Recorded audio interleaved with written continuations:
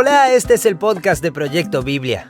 Este año hemos estado explorando el Sermón del Monte. Hoy vamos a seguir viendo la sección del Sermón del Monte, donde Jesús enseña sobre el dinero, o en términos más generales, las cosas que tenemos. Mi nombre es John Collins y aquí estoy con mi coanfitriona Michelle. ¿Cómo estás, Michelle? Hola, John. Estoy bien, ¿y tú? Muy bien. Me alegro.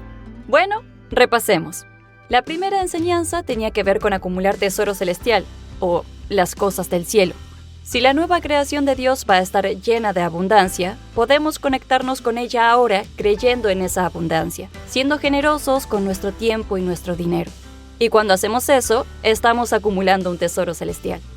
En la segunda enseñanza, Jesús nos da un acertijo sobre tener un buen ojo o mal ojo. El buen ojo es un ojo que cree en la abundancia de Dios. Si tu ojo es bueno, irradiarás luz desde adentro. Y eso nos lleva a la tercera enseñanza sobre el dinero. Esta tercera enseñanza es corta y fácil de recordar. Nadie puede servir a dos señores porque aborrecerá a uno y amará al otro, o apreciará a uno y despreciará al otro. No se puede servir a Dios y a las riquezas. O también traducido como, no se puede servir a Dios y a Mamón. Y esa palabra Mamón es un laberinto que vamos a explorar. Escuchemos a Tim. Jesús pone a Mamón en paralelo con Dios. Habla de servir a Dios o a Mamón. Por eso mucha gente se ha preguntado, ¿acaso Mamón es el nombre propio de algún supuesto dios o deidad? ¿O Jesús está personificando la riqueza de forma creativa? Es cierto que la riqueza tiene poder. Nos atrae, nos promete cosas agradables como placer y paz, nos ofrece poder y prestigio. Pero cuando nos damos cuenta, ya no tenemos dinero. El dinero nos tiene a nosotros. Pero, ¿qué pasaría si pudiéramos liberarnos del poder de la riqueza? Hay momentos en que logramos dejar de lado ese poder y actuamos con generosidad. Y lo paradójico es que sentimos una gran libertad cuando tomamos esa decisión. Como que nos damos cuenta, mi cuenta bancaria no tiene por qué controlarme ni limitar mi capacidad de imaginar lo que es posible. En el episodio de hoy veremos, no se puede servir a Dios y a Mamón. Gracias por acompañarnos. Aquí vamos.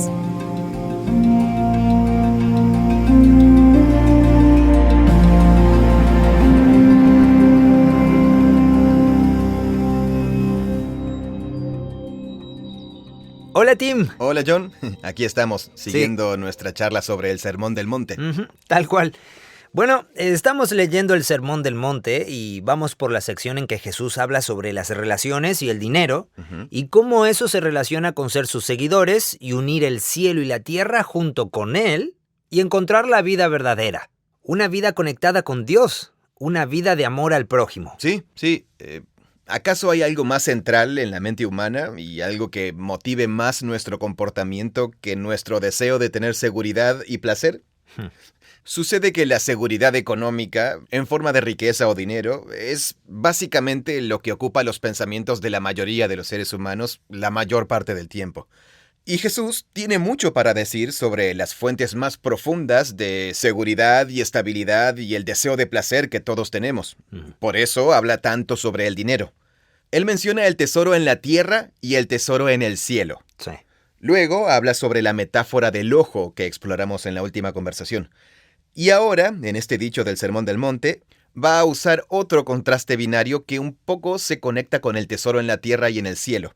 Excepto que, en este caso, dice que en el mundo hay solo dos cosas en que depositamos nuestra confianza. Solo dos. Él las llama Dios y Mamón. O Dios o las riquezas. Es una expresión muy breve sobre Dios y las riquezas. Es fácil de recordar, ha sido repetida a lo largo de los siglos, y me gustaría que, antes de analizarla a fondo, antes de hacer la disección de esta mariposa, la leamos, la observemos y la dejemos relucir en todo su esplendor. Bien. ¿Sí? Dice así. Fíjate que tiene una estructura simétrica y quiástica. Nadie puede servir a dos señores, porque aborrecerá a uno y amará al otro, o apreciará a uno y despreciará al otro. No se puede servir a Dios y a Mamón. Mamón, sí. Bien. Empieza y termina con una declaración categórica. Nadie puede servir a dos señores. Eso, nadie puede servir a dos señores. No se puede servir a Dios y a Mamón. Y esa palabra se traduce como riquezas en muchas de nuestras traducciones al español. Y en el medio explica la razón. ¿Vas a aborrecer a uno y amar al otro, o vas a apreciar a uno y a despreciar al otro? Es un contraste binario muy fuerte. Es muy binario. Yo soy alérgico a las cosas que son tan binarias. Sí, bueno, Jesús no era así. Como que me dan ganas de agarrar el texto, sacudirlo y decirle, ¿en serio? Claro. Bueno, yo estoy leyendo una obra de un erudito judío que se llama David Daube. Es un libro viejo que se llama El Nuevo Testamento y el Judaísmo Rabínico. Lo escribió en los años 50. Y ahí busca demostrar cómo las enseñanzas de Jesús, muchos de los dichos de Jesús y la forma retórica en que enseñaba, encajan perfectamente con el estilo de enseñanza de los rabinos del primer siglo, como se puede ver en la literatura judía, o sea, en la Mishnah y el Talmud. Lo que dice es que un error que cometemos en nuestros tiempos es creer que ese uso de contrastes binarios, de o esto o aquello, implica un pensamiento sin matices, porque describe las cosas de forma simplista. Pero en realidad los matices se pueden ver cuando se combinan varias enseñanzas que parecen contradictorias. Y cuando comparamos los dos dichos, nos quedamos como... espera, ¿quiere decir esto o quiere decir aquello? Aquí lo dice bien claro, no se puede servir a Dios y al dinero. Pero más adelante, en Lucas capítulo 16, cuenta una parábola, la parábola del mayordomo infiel o el mayordomo astuto. Y ahí el tipo usa el dinero para formar muchas relaciones. Y vamos a hablar de esa parábola, porque en todas las enseñanzas de Jesús, ese es el único otro lugar en que se usa la palabra mamón. ¿Sí? Entonces, cuando las leemos, nos quedamos como... Un momento. Si no puedo servir a Dios y al dinero, ¿entonces tengo que vender todo y ser un maestro pobre e itinerante como Jesús? ¿O debería ser como el mayordomo astuto y usar el dinero, acumulando algo de riqueza, pero solo como un medio para un fin? ¿Cuál de las dos cosas es correcta, Jesús? ¿Vendo todo y se lo doy a los pobres? ¿O acumulo riqueza para usarla de forma estratégica? Pero el matiz está en comparar las dos y decir, bueno, a veces es una y a veces es la otra. Y mantener esas dos ideas te obliga a meditar y a encontrar los matices intermedios. Y eso es típico del pensamiento de los rabinos judíos. Me alegró mucho haberme encontrado con la perspectiva de ese autor, porque es fácil interpretar que esos contrastes binarios indican un pensamiento simplista, cuando en realidad introducen un razonamiento muy sofisticado, solo que está expresado de una forma distinta a lo que usaríamos nosotros. ¿Tiene sentido? ¿Te parece coherente? Lo leí hace poco y todavía lo estoy procesando. Sí, o sea, cuando nos encontramos con una enseñanza que dice algo muy claro y contundente, pensamos, esto es todo lo que necesito saber sobre este tema. Sí. Es muy prolijo. Sí, como no se puede servir a Dios y al dinero. Eso. Entonces tengo que vivir sin nada de dinero, lo cual es imposible. Pero esto también pasa en otras formas. Creo sí. que lo hemos hablado antes, con otras enseñanzas de Jesús. Sí, tengo otra. En Lucas, Jesús dice, si no aborrecen a su padre y madre, no pueden ser mis discípulos. Claro, sí, es muy fuerte. Tal cual, sí. Pero más adelante tiene un debate con unos nerds de la Biblia sobre el quinto mandamiento, honra a tu padre y a tu madre. Y vemos que estos tipos se las arreglaban para no ayudar económicamente a sus padres, dando ofrendas al templo. Y él les dice como, ¡qué patético! Encontraron una laguna legal. Sí, una forma de evadir la ley. Pero debían honrar a su padre y a su madre. Esa debía ser la prioridad. Claro. Sus padres tenían más derecho a su dinero en esa situación. Ese es un buen ejemplo. Espera, ¿tengo que aborrecer a mis padres? No, tienes que honrar a tu padre y a tu madre, dice Jesús. Y después tenemos a Pablo, el apóstol, que cita ese mandamiento y dice, hijos, honren a sus padres. Entonces, ¿cuál es la opción correcta? Creo que el punto es que puede haber situaciones en que sea necesario darle prioridad a mi lealtad a Jesús por encima de mi lealtad a mi familia o a mis padres. Pero probablemente haya muchas otras veces en que no sea necesario elegir uno o el otro, y la forma de honrar a Jesús sea justamente honrando a mis padres. El punto está en que el matiz entre los dos requiere sabiduría. Si citamos solo un pasaje, no representamos correctamente la enseñanza de Jesús sobre el tema. Creo que en particular, aquí donde dice no se puede servir a dos señores, me dan ganas de decir, bueno, quizás sí se puede. Suena como un desafío. Se puede tener 2 jefes. Probablemente me las podría arreglar para complacer a 2 supervisores. Sí. ¿No te parece? Bueno, supongo que hasta que tengan, ¿cómo se dice? Un conflicto de intereses. Ah, entiendo. Uno de ellos puede decir como, necesito que trabajes horas extra este fin de semana para terminar este proyecto. Hazlo. Y el otro jefe dice, oye, necesito que trabajes en este otro proyecto en el fin de semana. Claro. Tarde o temprano voy a favorecer a uno. Ujú. Ese es el punto. Sí, tiene que ver con cuál es tu máximo valor y lealtad. Bueno, al menos eso creo. Bien, claro. O sea, si tengo 2 personas que son mis superiores de alguna forma y los 2 me dan órdenes, en algún momento va a haber un conflicto y voy a tener que decidir a quién prefiero. Eso, sí. ¿Cuál va a tener prioridad frente al otro? Y eso puede empezar como una sutil diferencia, pero finalmente se convierte en lo que Jesús llama amar a uno y aborrecer al otro. Ajá. Se llega al punto de despreciar a uno. Ujú. Me puedo imaginar cómo se llega a ese punto. Al principio es como, bueno, esta vez le voy a fallar a uno de mis jefes. Ujú.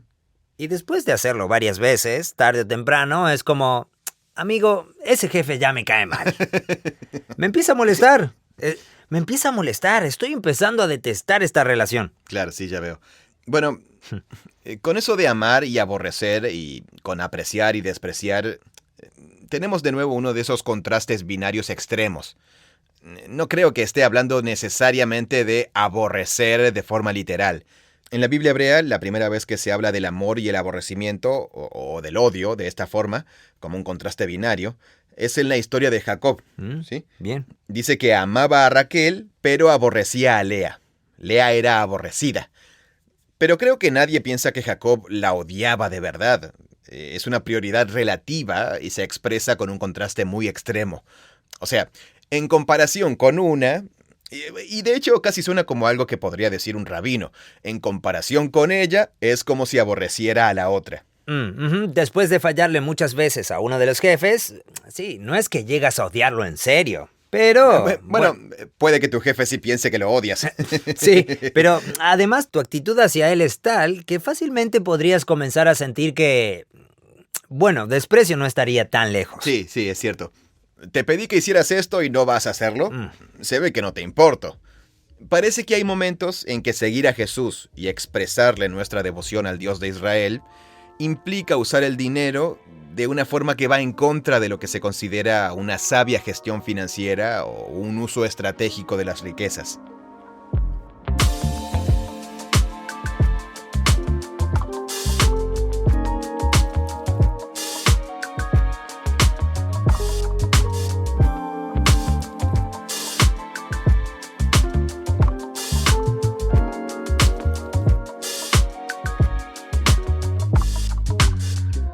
Mateo tomó este dicho de Jesús y lo escribió en griego, o la fuente que usó Mateo. Se debate mucho entre los eruditos de los evangelios si lo escribió Mateo o una fuente.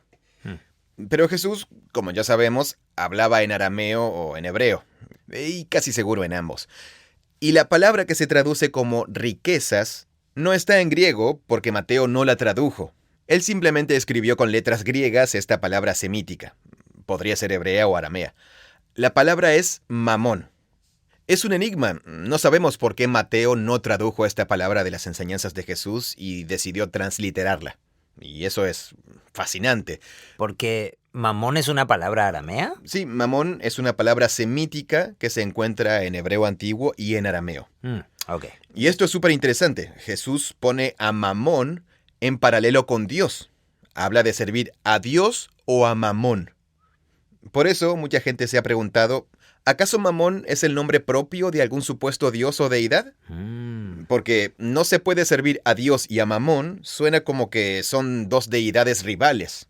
Claro. O lo que pasa aquí es que Jesús está personificando a la riqueza de forma creativa. Y aquí hay un dato curioso. Esta es la entrada del diccionario sobre Mamón.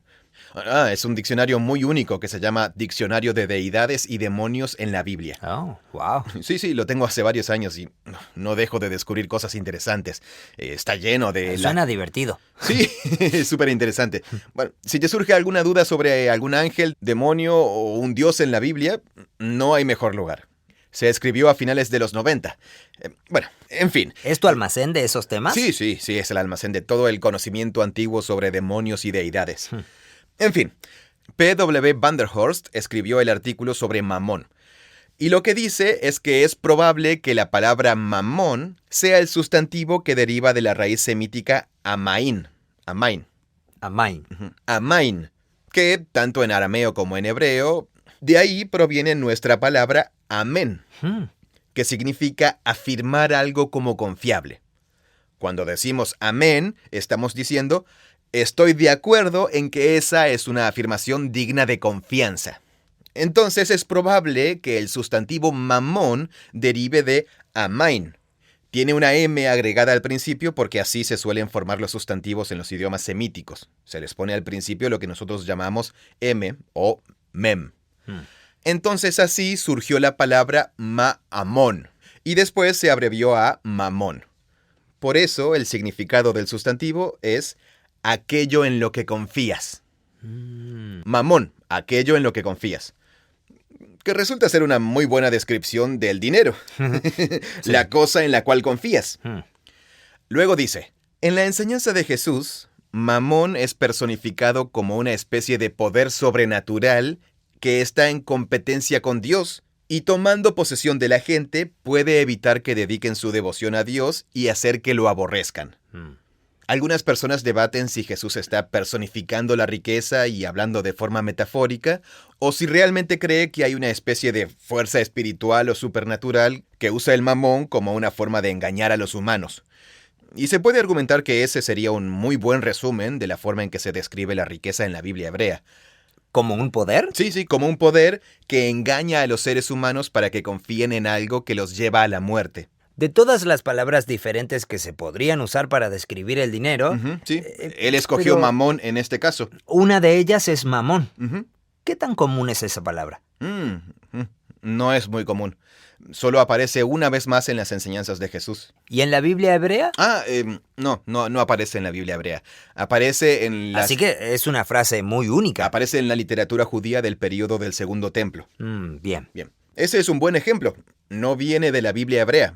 Viene de la literatura y del mundo del pensamiento del judaísmo del Segundo Templo, que estaba lleno de nerds que reflexionaban mucho sobre la Biblia hebrea. Y ahí fue cuando entró en circulación esta palabra que significa aquello en lo que confías. Sí, la cosa en la que confías. Y cuando usas esa palabra, todos saben, estás hablando del dinero. Tal cual, sí.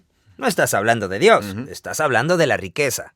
Y eso se puede relacionar con alguna especie de poder espiritual. Así que en cierta forma, podrías estar hablando de una deidad. Sí, exacto. Bien, o sea, la deidad de la acumulación del dinero. De hecho, la categoría de idolatría o de seres espirituales aquí es similar a...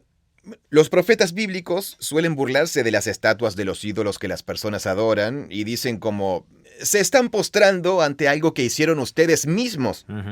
Pero también tienen una categoría que incluye que... No coman la carne que fue sacrificada a los ídolos. Exacto, sí. Pablo dice, oigan, esta estatua en el templo no es nada. Pero eso no significa que no haya un daimonion, un ser espiritual real que está engañando a las personas y llevándolas a la destrucción a través de ese objeto físico. Y lo que vemos aquí estaría en esa misma categoría. Genial. Creo que la mayoría de la gente puede darse cuenta de que, cierto, sí, el dinero es capaz de captar mi imaginación, mi corazón y mis motivaciones a tal punto que me termino convirtiendo en su siervo. Así es. Y creo que muchas veces nos sorprende lo rápido que ocurre. Por lo menos a mí me sorprende. Creo que no lo estoy haciendo y de repente me doy cuenta, lo estoy haciendo. Sí, tal cual. Para ver eso, reflexionemos un poco sobre la otra parábola, que es el único caso en que Jesús repite la palabra mamón en sus enseñanzas. No está en Mateo, está en el Evangelio según Lucas, capítulo 16, versículo 1.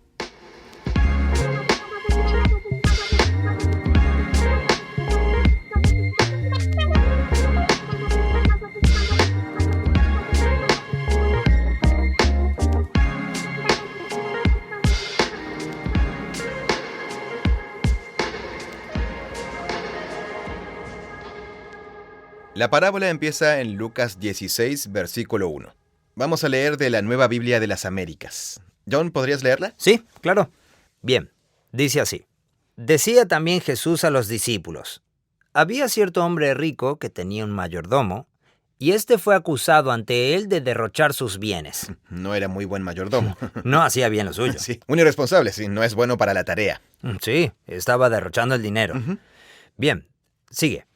Entonces lo llamó, el hombre rico al mayordomo, y le dijo: ¿qué es esto que oigo acerca de ti? Rinde cuentas de tu administración, porque no puedes ser más mayordomo. Y el mayordomo se dijo a sí mismo: ¿qué haré? Pues mi señor me quita la administración. No tengo fuerzas para acabar y me da vergüenza mendigar. ¿Qué voy a hacer? Ya sé lo que haré, para que cuando se me destituya de la administración, algunos me reciban en sus casas. Llamando a cada uno de los deudores de su señor, dijo al primero: ¿cuánto le debes a mi señor? Y él le dijo: 100 barriles de aceite. El mayordomo le dijo: toma tu factura, siéntate pronto y escribe 50.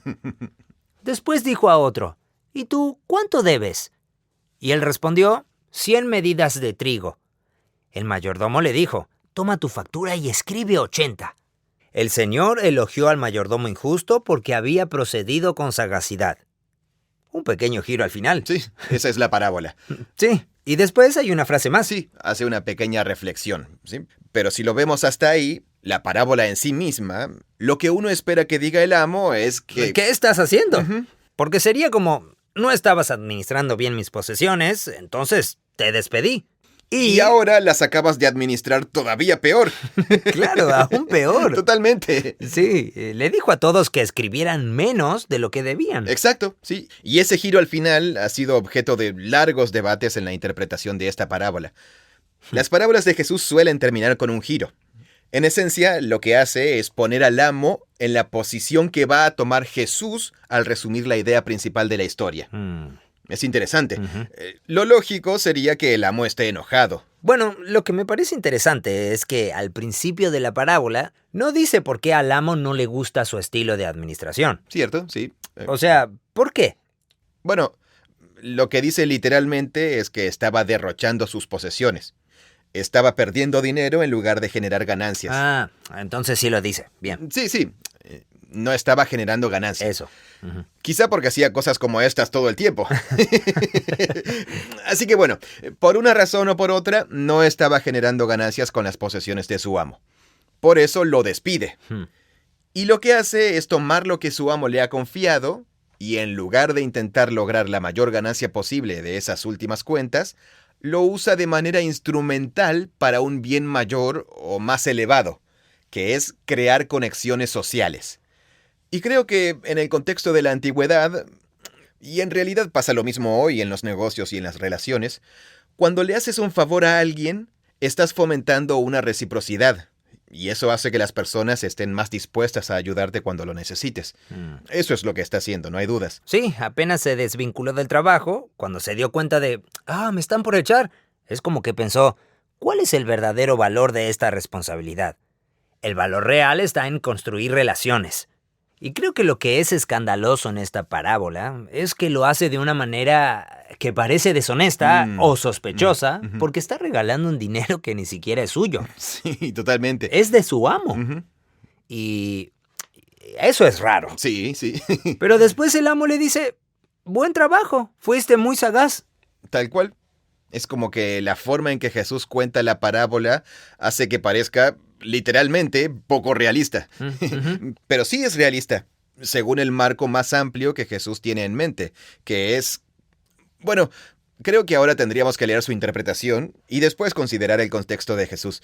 Voy a leer su conclusión. Ok. En el versículo 8 dice: el Señor elogió al mayordomo injusto porque había procedido con sagacidad. Una observación rápida sobre eso: la palabra aquí es el griego frónimos. Esa palabra griega se usa también para traducir la palabra que describe a la serpiente en el jardín. Se relaciona con la sabiduría. Exacto, sí, la sabiduría. Describe a alguien que sabe ver una situación y darse cuenta de cuál es la manera más estratégica de sacar ventaja en esa situación. Puede ser una habilidad muy buena, pero esa misma habilidad puede usarse con fines destructivos. En fin, es interesante porque esa es la palabra que se usa aquí. Jesús dice: pues los hijos de este siglo son más frónimos, más sagaces o astutos, en las relaciones con sus semejantes, que los hijos de la luz. Pero yo les digo, háganse amigos por medio de las riquezas injustas. Por medio de... Y ahí está. Riquezas es la palabra mamón. Sí, eso. Y las llama injustas. Y sigue. Para que cuando les falten, los reciban en las moradas eternas. El que es fiel en lo poco, es fiel también en lo mucho. Y el que es injusto en lo muy poco, también es injusto en lo mucho. Por tanto, si no han sido fieles en el uso de riquezas injustas, ahí sería mamón otra vez, ¿quién les confiará las riquezas verdaderas? Y si no han sido fieles en el uso de lo ajeno, ¿quién les dará lo que es de ustedes? Ningún siervo puede servir a dos señores, porque aborrecerá a uno y amará al otro, o apreciará a uno y despreciará al otro. No pueden servir a Dios y a Mamón. Ahí se repite, la misma enseñanza. Y este es un buen ejemplo de cómo la misma enseñanza aparece en contextos diferentes. Aquí la vemos en una historia que cuenta mientras va de camino. En Mateo está en el Sermón del Monte. En parte, lo que hace que esta parábola parezca poco realista es que la cuenta teniendo en mente su enseñanza sobre la riqueza. Está claro que la idea de ser fieles con algo que no nos pertenece se conecta con la idea de que Dios es dador de toda buena dádiva y con su generosidad. Y entonces, incluso eso que pensamos que es nuestro, en realidad no nos pertenece. Y aunque es poco probable que un amo de verdad elogie a un esclavo por hacer eso, Dios elogiaría a sus siervos justamente por ser... Por hacer eso con su dinero. Claro, sí. Claro, o sus recursos. Sí, o sea, por no tratarlo como un fin en sí mismo, sino como una herramienta para construir relaciones. Y después toma este tipo deshonesto como un ejemplo positivo de cómo ver la riqueza como solo un instrumento para alcanzar un fin mayor. Y de ahí extrae la enseñanza. Entonces, ¿eso quiere decir? ¿Como que el administrador deshonesto representa a los hijos de este siglo? Sí, tal cual, los hijos de este siglo. Lo que está diciendo es, miren, alguien que entiende, que es sagaz sobre la forma en que funciona el mundo ahora, haría algo así. Exacto, sí. Sabe que el dinero es solo un instrumento y que lo más valioso es la red de relaciones y el apoyo y el cuidado que uno construye. Y eso es lo que en verdad nos da una estabilidad definitiva. Las personas que realmente entienden cómo son las cosas saben que el dinero no es lo más importante. Sí. Lo entienden. Claro, eso es. Bien, en cierto sentido es una capacidad avanzada reconocer que... el dinero va más allá del dinero. Sí, el dinero va más allá del dinero, así es. El dinero tiene que ver con las oportunidades que me da, con la forma en que puedo usarlo para conseguir favores y recursos. Para la gente que es realmente astuta para los negocios, el dinero es una herramienta. Sí. Y el modo en el que está Jesús, cuando leemos el Sermón del Monte, es como: tu tesoro está en el cielo. Busca primero el reino de Dios. Donde está tu tesoro, allí estará también tu corazón. Y también no se puede servir a Dios y al dinero. Y eso te hace pensar, bueno, entonces supongo que Dios sabe todas las cosas y Él es sabio, entonces voy a hacer lo que Jesús me dice aquí. Pero el argumento de Jesús aquí es... quitemos a Dios de la ecuación por un momento. Incluso la gente más estratégica de estos tiempos, los que tienen dinero, ellos saben que el dinero va más allá del dinero. Si ellos lo saben, ¿cuánto más ustedes? Esa es la estructura del argumento aquí. Y él le dice injustas. Sí, riquezas injustas. ¿No es interesante? Cuéntame sobre esa frase. Bueno, la justicia o la rectitud en la tradición bíblica tiene que ver con actuar correctamente hacia los demás. En la época de Jesús, para obtener riqueza, la mayoría de las veces había que jugar sucio. Y en parte eso era por la forma en que estaba configurada la economía de ese momento. Por supuesto que había pescadores honestos o carpinteros, etc. Pero la forma de realmente avanzar en la economía de ese momento era siendo propietario de tierras. Y ese era un juego sucio, porque era un territorio ocupado, estaba bajo la ocupación de los romanos. Claro. Entonces, si querías participar en el juego del mercado inmobiliario, tenías que meterte en las esferas del estatus y el poder, y probablemente renunciando a todo tipo de valores que tenías como israelita para hacerte amigo de las personas adecuadas, los que estaban comprando toda la tierra de Israel. De hecho, en un libro de John Frame, un irlandés y erudito del Nuevo Testamento, aprendí mucho sobre la economía del primer siglo en Galilea. Lo escribió hace muchos años. Se llama Jesús, un Galileo judío. Ahí él explica que las parábolas de Jesús que hablan sobre hacendados que se van de viaje aluden a una práctica muy común, que era que los romanos ricos venían de Italia y compraban tierras en territorios ocupados, y luego las arrendaban o las daban en préstamo y que dejaban administradores a cargo de manejarlas. Se parece un poco a la forma en que funcionan los Airbnbs ahora en las ciudades turísticas, donde solo una o dos personas viven en el lugar y el resto de las casas son de personas que viven en California o algo así. Era así, era una situación muy común. Entonces, por la forma en que funcionaban las relaciones y la economía, para avanzar, en general tenías que ofrecer sobornos, traicionar tus principios, ir a la casa de alguien y comer cosas que no eran kosher para caer bien. Qué interesante, amigo. Sí, por eso es que habla de las riquezas injustas. Es que Jesús no confía. Claro. No confía en un sistema económico que tenía un contexto. ¿Eso significa que es imposible que existan las riquezas justas? Formas honestas de ganar dinero. Sí, totalmente. Y es solo que Jesús no creció en un contexto así. Así que esa no era una posibilidad. Creo que todos nos podemos identificar con eso. Si bien los gobiernos y las políticas tratan de hacer que sea más fácil o más probable ganar dinero de forma honesta, o sea, por ejemplo, en la compra y venta de casas hay toda una logística. Están los prestamistas, los agentes inmobiliarios, el que está en el medio con la cuenta de garantía, y todo está diseñado para que nadie se aproveche del otro. Sí, es cierto. Así que tenemos todas esas políticas y reglas para eso, pero creo que todos estamos de acuerdo en que no importa cuántas reglas pongamos, siempre va a haber formas de ganar dinero de manera deshonesta. Tal cual, sí, aprovechándonos del otro. Es como que el dinero, por su naturaleza y por lo que implica en términos de deseo y seguridad, tiene el poder de seducirnos y nos lleva a redefinir lo que está bien o mal a nuestros propios ojos. Y sin darnos cuenta, empezamos a tomar decisiones según motivaciones que no son las nuestras habituales. Eso parece ser una experiencia humana bastante universal en lo que respecta a los intercambios económicos. Y Jesús lo dice de la forma más directa posible. Solo puedes tener una única lealtad suprema.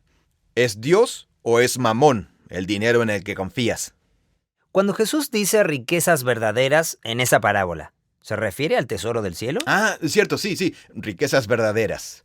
A ver, si no han sido fieles en el uso de las riquezas injustas, ¿quién les confiará las verdaderas? Interesante. Sí. Aquí en realidad la palabra riquezas no está dos veces. O sea, no está la segunda. En griego simplemente dice, si no han sido fieles en el uso de las riquezas injustas, ¿quién les confiará las verdaderas? Solo está la palabra verdaderas. Y sí, sería equivalente al tesoro del cielo. El tesoro del cielo. Las cosas guardadas en el cielo. Claro. Y quizá ahí estemos usando una imagen del Edén, de cuando Dios nos pone a cargo y nos da responsabilidad en el Edén.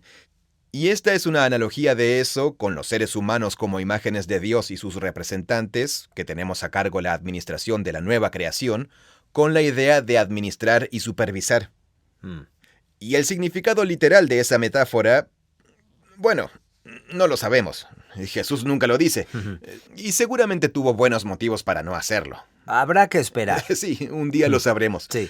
Pero sí, solo para cerrar esta reflexión, creo que los dos sabemos, creo que cualquier persona sabe, que probablemente todos tenemos nuestras propias versiones de un momento en que tenemos que decidir si sacrificar algo económico por el bien de otra persona, y sentimos en lo profundo de nosotros que de eso se trata ser fieles a Jesús en este momento. Pero es muy difícil tomar una decisión así porque implica desprendernos de Mamón, de eso en lo que confiamos. Y hay momentos en que logramos desprendernos y actuamos con generosidad. Y lo paradójico es que sentimos una gran libertad cuando tomamos esa decisión. Como que nos damos cuenta, mi cuenta bancaria no tiene por qué controlarme ni limitar mi capacidad de imaginar lo que es posible. Y ese tipo de decisiones suceden con cosas grandes y con cosas pequeñas, en mi experiencia.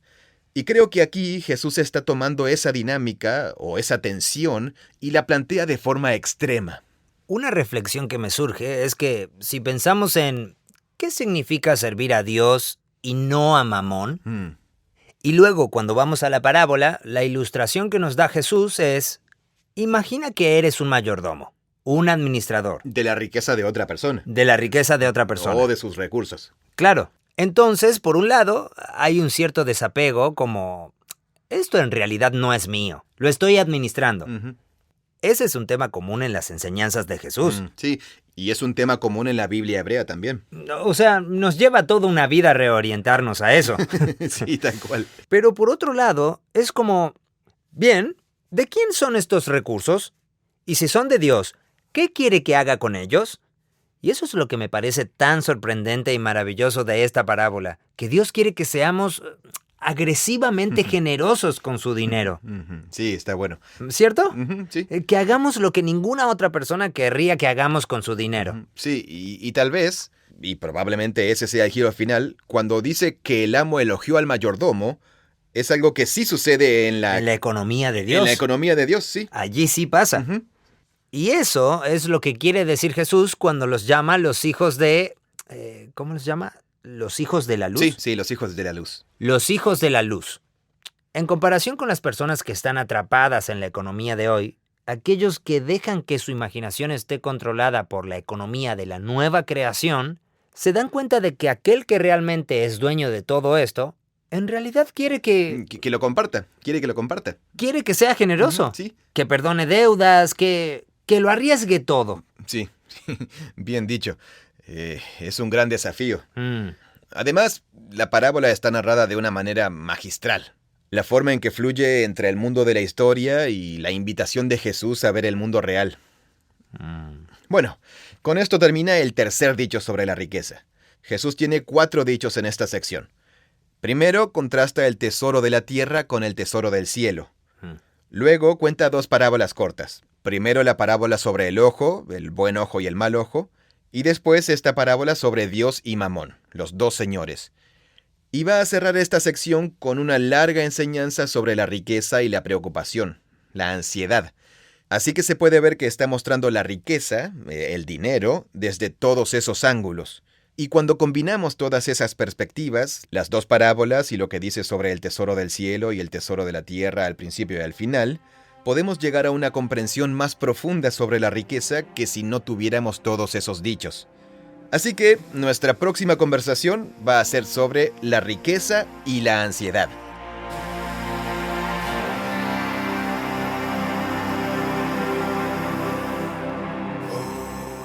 El dinero quiere ser nuestro amo, quiere que estemos a su servicio, pero Dios es el rey. Y en definitiva, todo le pertenece a Él, así que el dinero en realidad es un instrumento que podemos usar para ser increíblemente generosos. Sí, y me encanta la parábola del mayordomo astuto, porque el mayordomo es tan generoso y hasta imprudente con el dinero de su amo. Me encanta la idea de vivir de esa manera, pero si soy honesto, me cuesta aceptar la idea de ayudar a personas que probablemente no puedan devolverme el favor. Pero creo que el Dios de la Biblia quiere que priorice las relaciones con personas que no tienen manera de retribuirme. Exacto, y lo paradójico es que en la economía de Dios, esa sería una inversión estratégica y a la verdadera recompensa no la veremos hasta que el cielo y la tierra sean uno. Quizás por eso se le llama tesoro del cielo. Sí, algún día voy a entender eso del tesoro del cielo. Muy bien, tenemos un episodio más sobre Jesús y el dinero. Sí, es una larga reflexión poética sobre un modo de vida sin el peso de la preocupación. Hay una reciprocidad en el reino de Dios que se basa en un sentido de abundancia. Hay libertad, hay paz, si realmente confías en que Dios proveerá. Proyecto Biblia es una organización sin fines de lucro. Nuestro propósito es ayudar a que las personas experimenten la Biblia como una historia unificada que nos guía a Jesús. Todo lo que hacemos es gratuito gracias al apoyo generoso de personas como tú. Gracias por ser parte de esto junto a nosotros. Este podcast es producido por Full Voice Studio. Es una versión localizada del podcast The Bible Project, originalmente grabado por John Collins y Tim Mackey. Gracias por escucharnos. Hola, soy Valencio, soy de Perú. Proyecto Biblia ha sido una gran bendición para mí. Desde que empecé a ver los videos y escuchar los podcasts, me ha ayudado a conocer más la palabra de Dios. Y gracias a Proyecto Biblia, hoy enseño en mi iglesia a todos los jóvenes a conocer más la palabra de Dios. Creemos que la Biblia es una historia unificada que nos guía a Jesús. Proyecto Biblia crea recursos gratuitos para ayudar a experimentar la Biblia. Todo lo que creamos está financiado por generosos benefactores de todo el mundo. Puedes ver toda nuestra biblioteca de podcast, buscar otros recursos y realizar donaciones en nuestra página web proyectobiblia.com.